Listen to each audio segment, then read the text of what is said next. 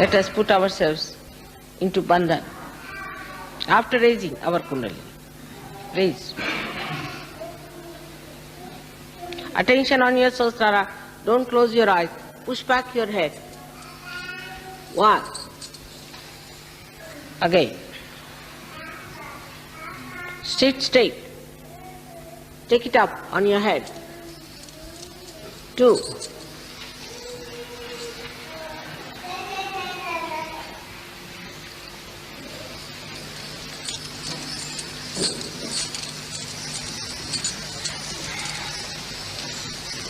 3.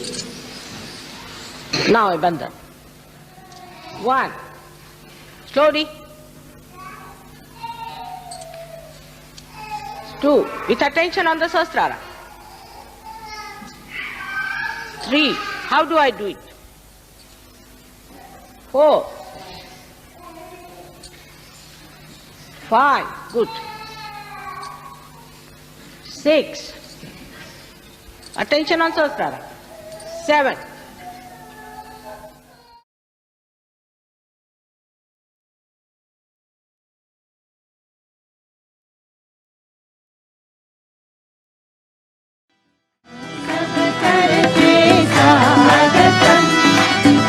'सब करके स्वागतम आज हमारे बीच पधारे श्री माता जी आप नितारे हे झुम झुम के करते हैं गाँव हे झुम झुम के करते हैं गाँव हे स्वागत आगत स्वागतम स्वागत आगत स्वागतम जबर माता जी के दर्शन पाकर जबर माता जी के दर्शन पाकर करते हैं स्वागत दिल से गाकर करते हैं स्वागत दिल से गाकर हे प्रेम फूलों की माला पहनाते हैं हे प्रेम फूलों की माला पहनाते हैं हे स्वागत आगत स्वागतम स्वागत आगत स्वागतम सब करते स्वागतम हम सब करते स्वागतम आज हमारे बीच पधारे श्री माता जी आप नितारे हे झुम झुम के करते हैं गाँव हे झुम झुम के करते हैं गाँव स्वागत आगत स्वागतम स्वागत आगत स्वागतम निर्मल माँ से विनती हमारी निर्मल माँ से विनती हमारी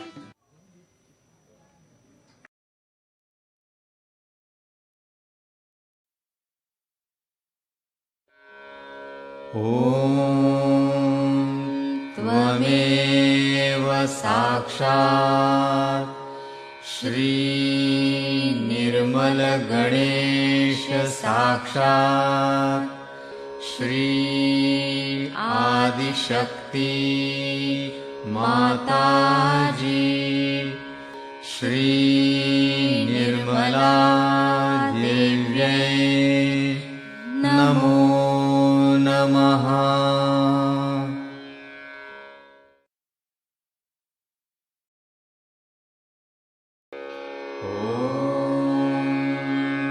नमस्ते गणपतये त्वमेव प्रत्यक्षं तत्त्वमसि त्वमेव केवलं कर्तासि त्वमेव केवलं धर्तासि त्वमेव केवलं हर्तासि त्वमेव सर्वं खल्विदं ब्रह्मासि त्वं साक्षादात्मासि नित्यं ऋतं वच्मि सत्यं वच्मि अवत्वं माम् अववक्तारम् अवश्रोतारम् अवदातारम् अवधातारम् अवानुचानमवशिष्यम् अवपश्चात्तात् अवपुरस्तात् अवुत्तरात्तात् अवदक्षिणात्तात् अवचोर्ध्वात्तात् अवाधरात्तात् सर्वतो मां पाहि पाहि समन्तात् त्वं वाङ्मयस्त्वं चिन्मयः त्वमानन्दमयस्त्वं ब्रह्ममयः त्वं सच्चिदानन्दाद्वितीयोऽसि त्वं प्रत्यक्षं ब्रह्मासि त्वं ज्ञानमयो विज्ञानमयोऽसि सर्वं जगदिदं त्वत्तो जायते सर्वं जगदिदं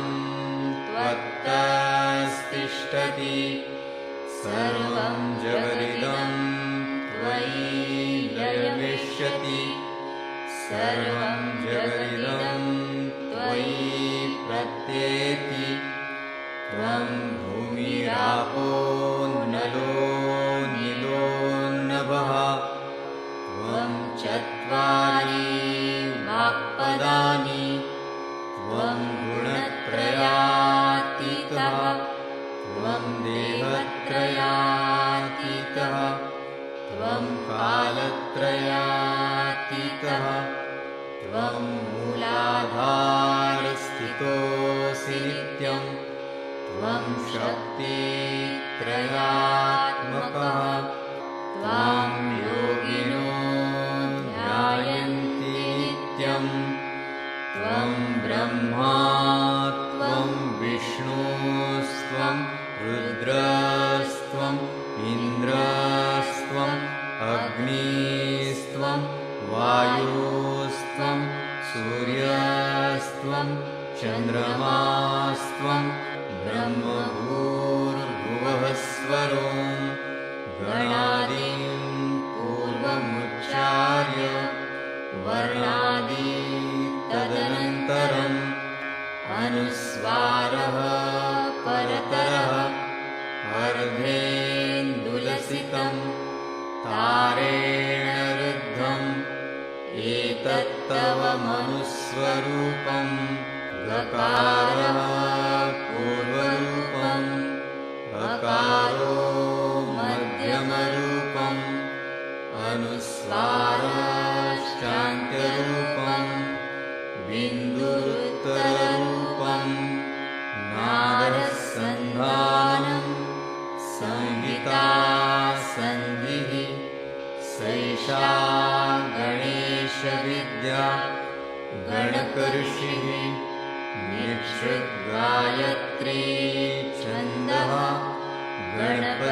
गणपतिर्देवता ॐ गं गणपतये नमः एकदन्ताय विद्महे वक्रतुण्डाय धीमहि तन्नो दन्ती प्रचोदयात् एकदन्तं चतुर्हस्तं पाशमङ्कुशधारिणं रदं च वरदं हस्तैर्बिभ्राणं मूषकध्वजं रक्तं लम्बोदरं शूर्पकर्णकं रक्तवाससं रक्तगन्धानुलिप्ताङ्गं रक्तपुष्पैः सुपूजितं भक्तानुकम्पिनं देवं जगत्कारणम् अच्युतम् आविर्भूतं च सृष्ट्यादौ प्रकृतेः साक्षात् परम् एवं ध्यायति यो नित्यं स योगी योगिनां वरः नमो व्रातपतये नमो गणपतये नमः प्रमथपतये नमस्ते स्तुलम्बोदरायैकदन्ताय विघ्ननाशिने शिवसुताय श्रीवरदमूर्तये नमो नमः साक्षात् श्री आदिशक्ति माताजी श्री निर्मला देव्यै नमो नमः।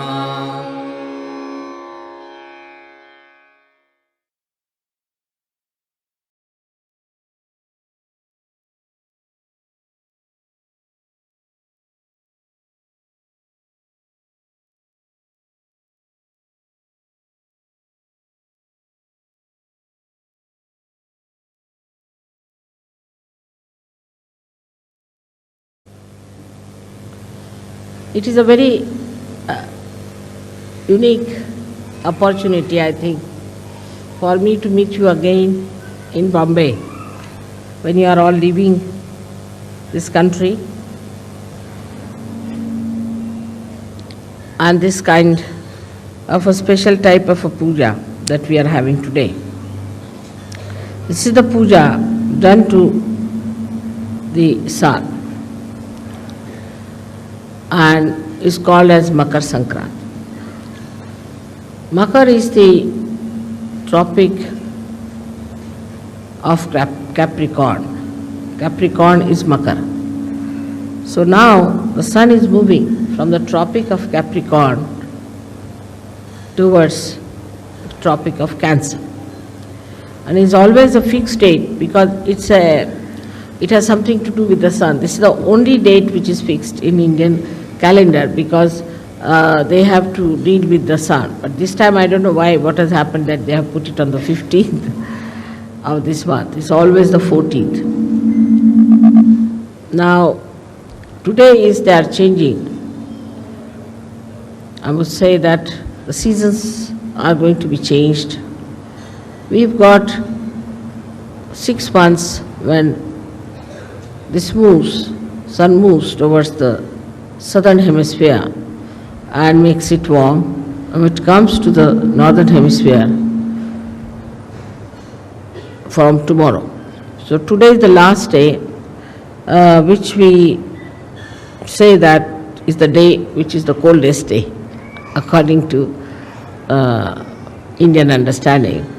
After this, the heat will start growing, and we can do anything that is auspicious, any auspicious things can be done after this puja is over during the summertime.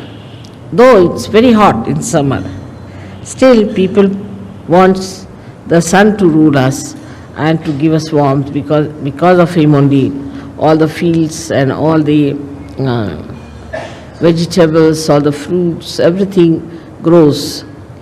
And that's why when the 6 months the sun is not here, we call it as Sankrant, meaning a calamity in a way. That is when, of course, in the European countries or say in England, America, it is a calamity at that time when the sun is not there. But even here, it is regarded as a time. Today is the day that the end of the Sankrant, means the end of the calamity is over. And they give something sweet to eat, which is also mixed with sesame seeds. Because sesame seed is heat giving, so today being the hottest day, coldest day, they want to give sesame seed. Also want you to retain the heat and to adjust yourself to the heat that's coming up. This is all thought of in a way, in a very gross level, on a very gross level, that we should keep the people warm enough. Also it is said that the warmth of love should be expressed at this time for people, because it's the coldest day. So they say that we give you this special thing for you to say something sweet, that is god god bola, means you say something sweet to us. And the people who live in warm countries are sweeter people than the people who live in colder places, because the nature is rather very unkind to them. I don't blame them for their temperament, because the nature is one kind. In India you can live anywhere. You can live under a tree, you can live in a forest, anywhere you can live quite happily, as long as there is water to drink and water to bathe. And there's not such a problem as we have to face in the other parts of the world, where if you have to go out of the house, you take about 15-20 minutes to dress yourself up. Here you just can walk out of the house, you can keep your houses open during the summertime, and there's no problem of any kind as far as the nature is concerned. Nature becomes very kind during summertime here, because the trees are lush and lot of greenery. People feel very happy during that time, and all the activity becomes more with the sun's energy. But in the West, as you have seen, that the sun is much less. Because of that, people keep more to their houses, to artificial heating or other heatings, and the doors are closed, the hearts are closed, and it's difficult for them to communicate with other people. As you go down south more, in your countries also, you'll find people are warmer, simpler, very hospitable. With the sun, you get the heart, which is very open heart and a kind of a inviting heart. Now, if you see on the Sahaja Yoga style, the sun line is the right side and the moon is the left side. On the moon line, one can desire but cannot act. Apart from that, on the moon line, if you go too far, it can be destructive.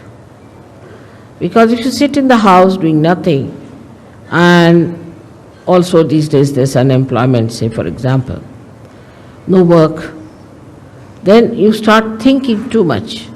And this thinking is just a desire, energy working out, no action. And without the action, this energy can become very destructive. That is why we find that people, they say that empty mind or is the devil's workshop. Where people do not act, when the action doesn't take place, then it can be quite destructive. Down there, Panka. Thoda sa आणखी वाढवून द्या. हां, आणखी वाढवून द्या. हा वाढवा थोडासा, वाढवून द्या बस. हां. So the whole situation is different in a country which is warm and a country which is not warm. But in a country where it is very warm also, like Africa, there are complications due to too much of heat. Like we have the topic of, the equator passing through, and it heats up that area so much that it becomes full of jungles, very high trees and tall trees, and the whole place is covered with foliage so much that there's no possibility for any sunshine to penetrate through. And it's quite dark, it's full of darkness. So that extreme also comes in the same category as the extreme of the cold season. Now such people live there, and they naturally, because the sun is less, so they do not grow much, and they can be primitive people, and they can be quite aggressive, like they learn things from the animals, and they could be quite aggressive. So the balance has to be struck. And the balance is that we should desire and act. But the trouble is, in human atmosphere, there is a division of labor, I think. That one part of the country is thinking, another part of the country is acting. Under these circumstances, nothing will work out. So, a balance has to be struck where you have the Sushumna working out. Now, the Sushumna Nadi is the one where one would say is the equator. Is not equator, but is the axis of the Mother Earth. The axis of the Mother Earth is the Sushumna, and that has to act. And when it comes to that axis, it is the one that balances. Actually, there is nothing like a big pole inside the Mother Earth, which we can call it as an axis. There's nothing that is material inside the Mother Earth that we can call it as an axis, but it's the energy force which acts in such a manner that the earth moves with such tremendous speed. When the cosmos is all spread out so much, it not only moves, but it creates day and night for us, so that daytime we can work and nighttime we can sleep, to give us a balance. Only also it moves in such a manner round the sun that half of the countries get the sun during the summertime and half of them get it during the winter time. That's the axis that acts and works out everything. Apart from that, this axis keeps all the distances necessary from other planets and other moving bodies in the cosmos. This axis is the intelligence of the Mother Earth. It is not only the intelligence, but it is the fragrance, and apart from it is the Sushumna Nadi, we can say, of the Mother Earth. Now, through this axis only, all these Swambhus and all these great happenings of earthquakes and all that takes place. This axis is the one which moves. It's an energy. We can call it axis as the energy. Moves the lava into different directions and pierces through different areas to create earthquakes, and also to have Jwalamukhi laka English mein? Volcanoes. And all these things happen because the axis has sense what is to be done. This axis is the one that loves us. Because of this axis, we have seasons. The seasons are created beautifully to give us different varieties of food and varieties of things. The heat of the Mother Earth, if it is lost, then we'll have nothing on this earth. It will be all frozen, and there will be all snow, and we'll have no food, nothing, and it will be like moon living here. Now it is being specially created. First, the Mother Earth, when it was created through the heat of the sun. So we can say that the sun is the father of the Mother Earth.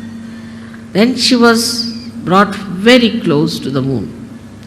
So it cooled down, absolutely it cooled down, it was all snow. Then it was brought closer to the sun and moved at a point where life could start working. And that's how the whole thing was organized beautifully to make life grow in that area. When the life started growing, gradually we know that how the carbon was formed. Now the carbon is formed by the same axis, because there's heat in the axis, the energy of heat that converts the plants into carbon. Now this carbon is later on forms the basis for, you can say, for the production of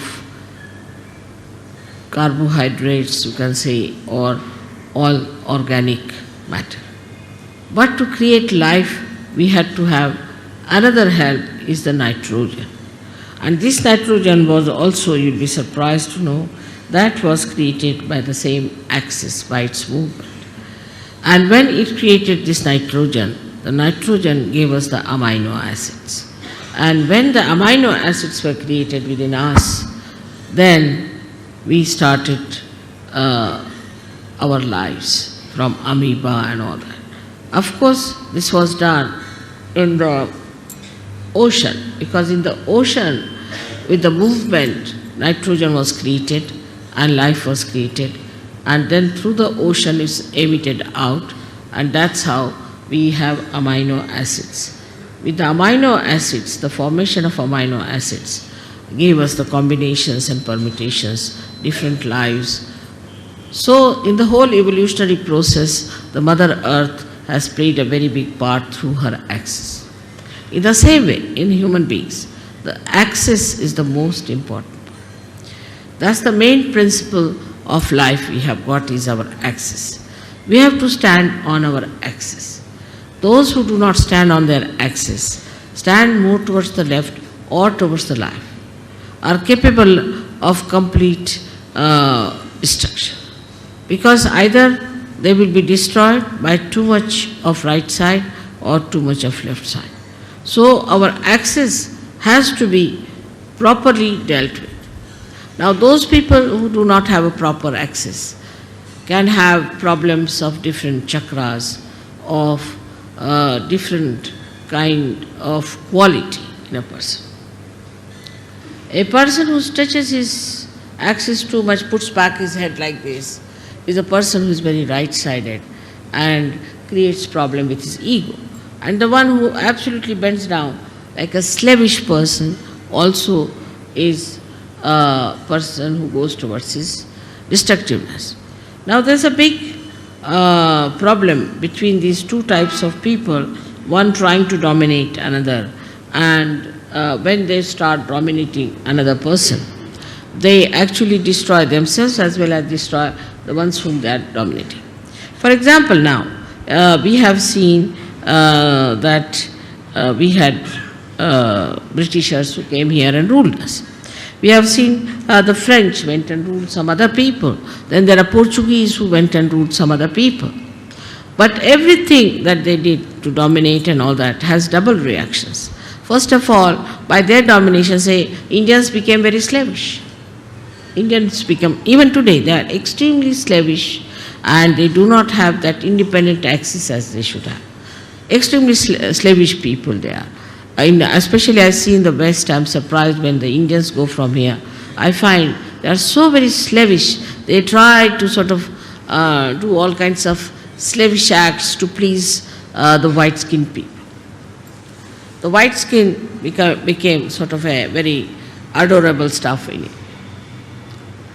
That added to the ego of the whites. Added to the ego of the whites, and today you see what's happening is all that ego is destroying them. They are on the verge of destruction because of their ego. So it is so unnatural and it is so superficial. One has to understand that what is the best within a human being is his axis. And everybody has an axis, and one must respect the axis of every person. In Sahaja Yoga, I don't know you by your faces so much. I know you by your chakras, by your sushumna. What sort of a sushumna you have. If you have a deep sushumna, I know you as a deep person. If you have a superficial sushumna, I know you as a person with a very superficial type of a sushumna. And even if you make up something by sort of being very nice or good or talking about Sahaja Yoga or knowing too much about Sahaja Yoga and saying things which will baffle normally anyone as if you are masters of Sahaja Yoga, I know how deep you are. So the depth on the axis is more important than anything else. Your axis has to be very deep. Now you will say that, Mother, the axis is the same as it is. So how can it be deep? So in the axis, as you see, is made in human beings, is like a 3.5 coiled paper-like thing.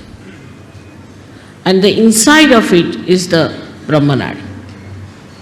The Brahmanadi is a very, very small little, we can call a very, very hair-like thing, where only a hair-like Kundalini can pass through. But when the person is deep, this Brahmanadi is bigger, and all the rest of them, which are coiled into each other, are smaller. While the people who are not deep, their outside, the foldings, are bigger than the inside small thing.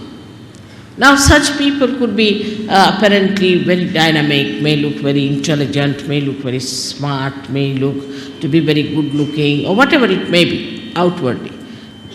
But inwardly they are not deep. Inwardly, if they are deep, their whole attitude is beautiful.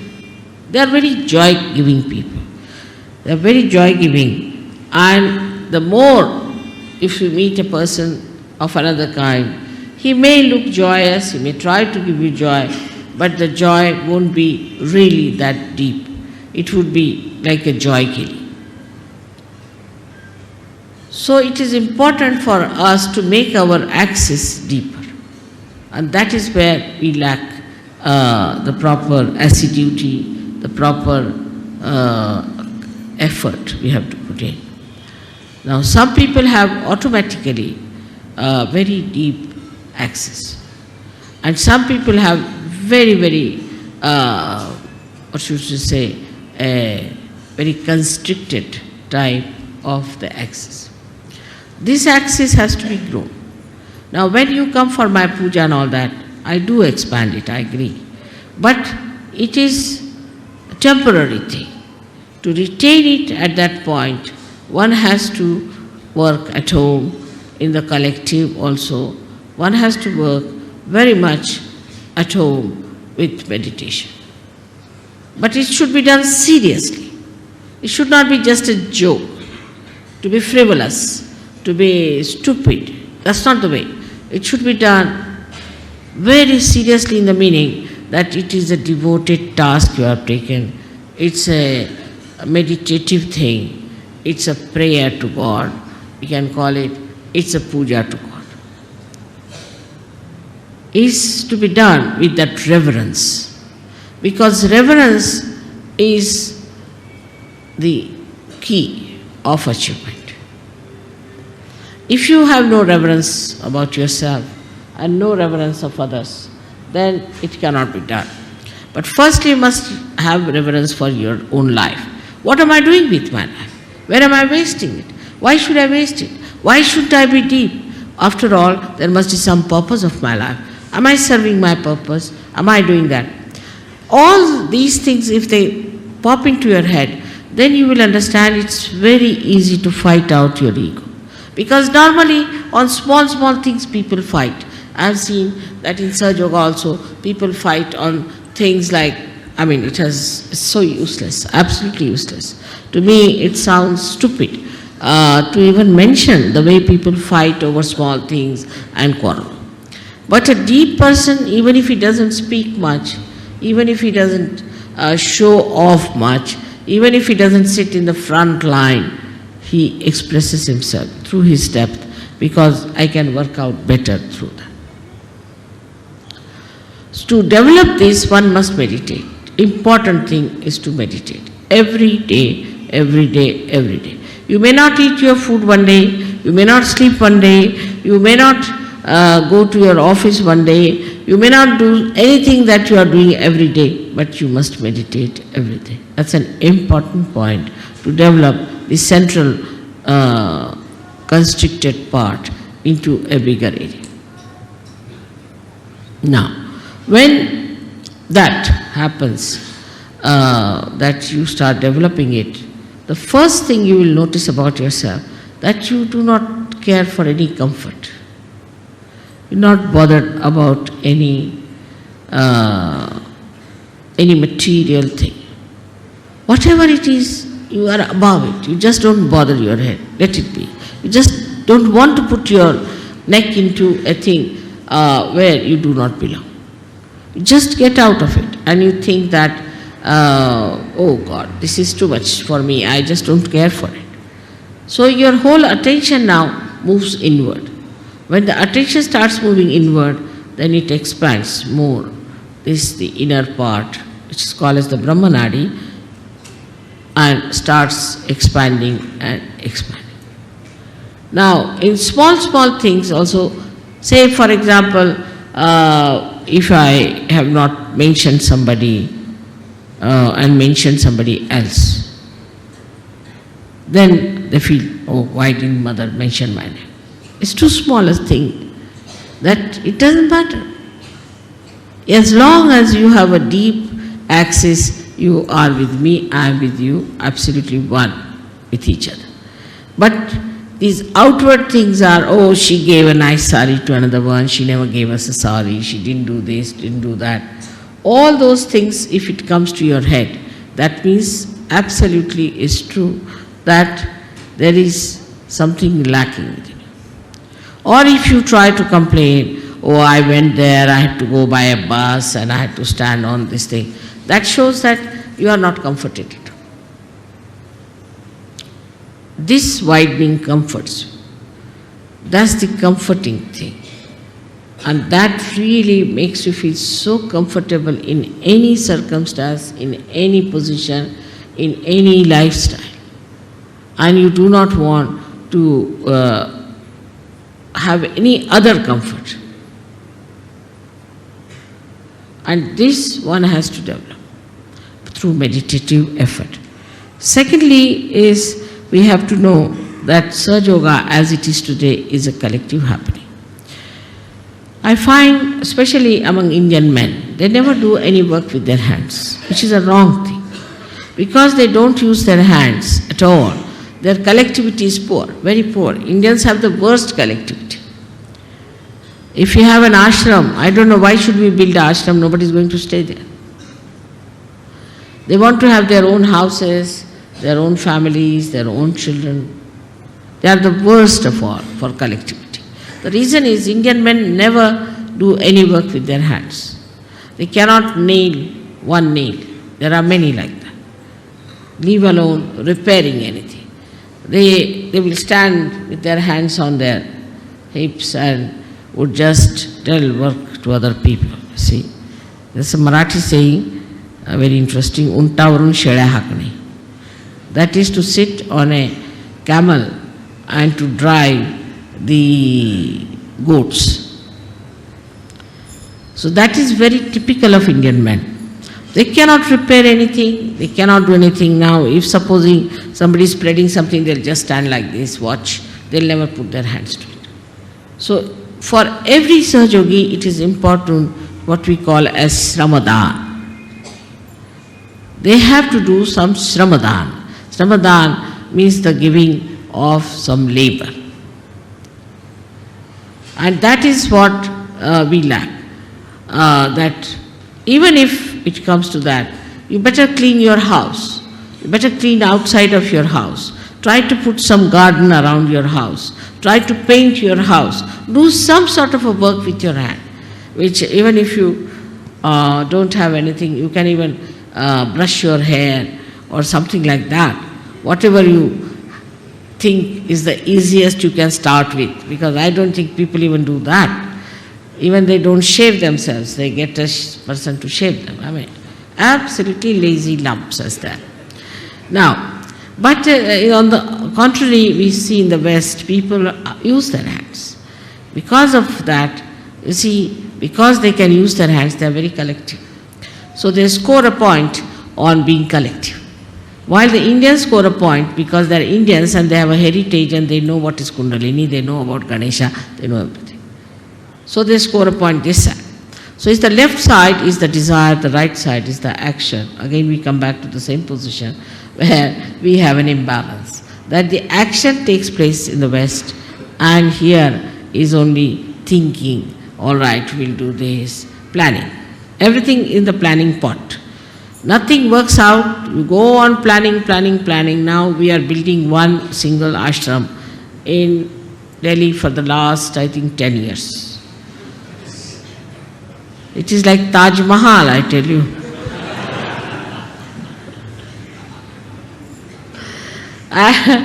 It's so difficult, you see, to understand why they have taken so much time, and it's not a very big place, nothing. But it is not only the Sahaj Yogis but other factors also. Because everybody is like that. Everything is postponed. Everything is to be done tomorrow. We'll do tomorrow. Then one person will come, another person won't come. Like we used to have in the school, we would get a sum like that or something to solve. That see, there are one house was built. 3 persons came to work and 1 ran away. Then 2 persons came to work and 1 stayed and 2 ran away. And then 5 persons came to work and 2 persons ran away. So when will the house be finished? Never. With such runaways, it can never be finished. It's like that. So this is where we lack collectivity. I was saying that all Indians must find out some place where they could go and plant something. Get hold of some sort of a place where they could go and plant some nice banyan trees, water it together, work it out together. Now the Indian women are that way better. They do a lot of work as far as the cooking is concerned and all that. But the other part is missing. The other part is intelligence. The other part is to think. Now, if all the time what they are thinking, oh, my husband likes this, I must cook this for him. And now, if the husband has to have, say, a lemon with his food, now there's no lemon in the house, this woman would run up and down all over the place to get the lemon for the husband, but otherwise he will not eat the food. Doesn't matter, once in a while if he doesn't eat, it's all right. But the women will try, because you see, they must keep they understand one thing, that you must keep their palate all right, then they are quite sensible in India. Because here, they are real tigers, all the husbands are like tigers. So you have to keep them feeding, otherwise you see, God knows when the tiger will jump on you. The other way around, in England or America I have seen, the husbands are just like goats and the women are like tigers.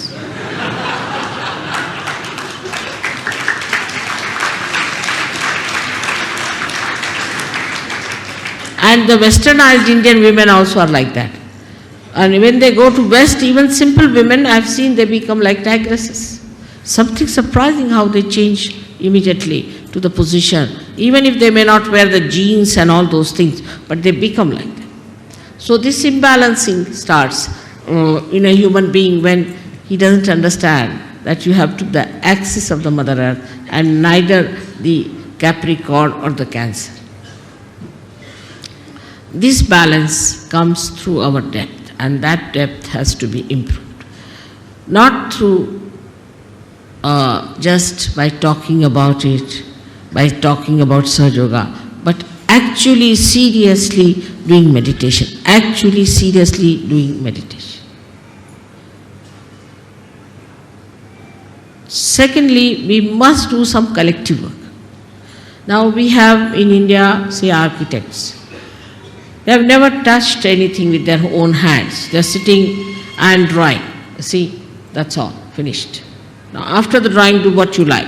Now there are problems, practical problems. They cannot nail one nail.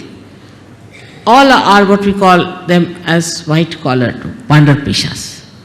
Absolutely useless for any handwork. They cannot do any handwork whatsoever. Even if they have to lift, say, one of these chairs and stretch them, they cannot do it normally. So, under these circumstances, one has to understand that we come from a society which is absolutely ruinous as far as collectivity is concerned. So let us be collective. Let us try to do something collective. But the collectivity is so poor in India, so poor, that even they do not treat their wives nicely. They will not talk to their wife nicely, to their children nicely. To them it is absolutely adharmic to be kind to their wives. Now the other side is that the Western people care so much for collectivity that whatever it is they try to compromise and try to keep the family life all right. So it's the two extremes as we have. Despite that, somehow, thanks to the wisdom of Indian women, the family life is going strong. But if you see such women, such men in England, I can tell you nobody will stand the nonsense that Indian men do to their women here. Absolutely. It cannot be forgiven the way they behave. So the balance between the women and men, what is the axis is the home. Home is the axis. In the home, what sort of talks you have? What do you think about? What is your problem? Where is your attention? What do you discuss? That's very important to see. In that you will find out what is going on in the family. Say you are talking ill of each other. If you are telling your child against your husband, husband is telling the wife against, telling the children about against the husband, like that. If it is going on like that, then what happens? That there cannot be the axis which is all right. The axis is love. Axis is love, but not exploitation nor spoiling. Is love. In country like ours, see what is the axis we have? The axis of our country is Adhyatma. We have to now get over this hankering after money, development, this, that. First take to Adhyatma. If people get realization before they are developed, there won't be the problem of creating another America here.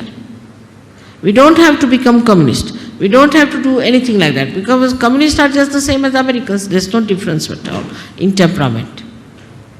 If American is allowed to stay in Russia, he'll behave the same way as a Russian behaves. And if a Russian is sent to America, he'll behave the same way as the Americans behave. There's no change at all. Now, if the axis of Adhyatma in any country where a person achieves his spiritual ascent becomes the most important thing and is achieved, then any amount of development, any amount of all these things cannot destroy that country, cannot create wars. There will be peace everywhere, there will be enjoyment everywhere. So on this day of Makar Sankrant, let us say now the Sankrant is over and we have to look forward to the new age of a new moon blessing us, and the great sun coming over to give us all the energy we need to celebrate the advent of the golden age of Sahaj. May God bless you.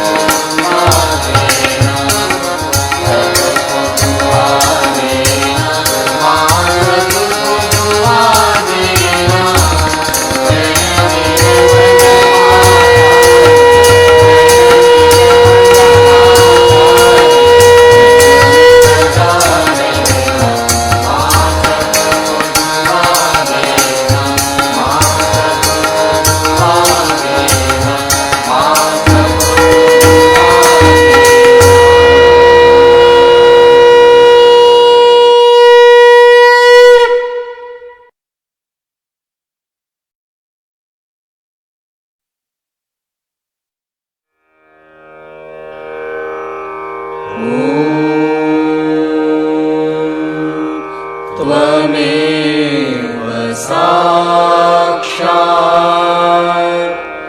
Shri Mahalakshmi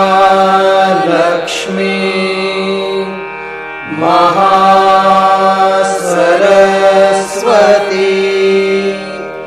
Mahakali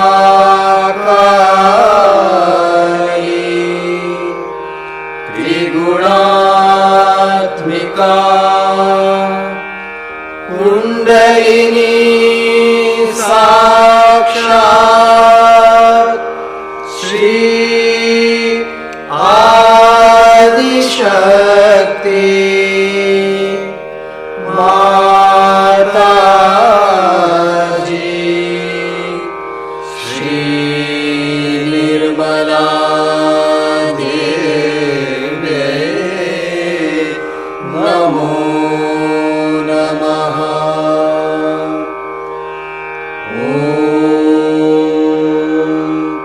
त्वमेव साक्षात् श्री कल्की साक्षात् श्री आदिशक्ति माताजी श्री निर्मला देवे नमो नमः।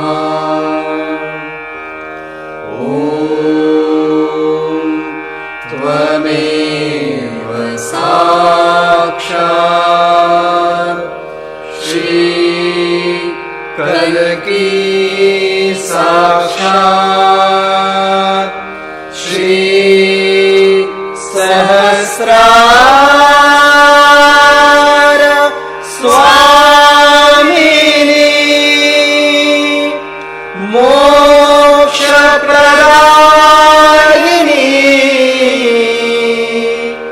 माताजी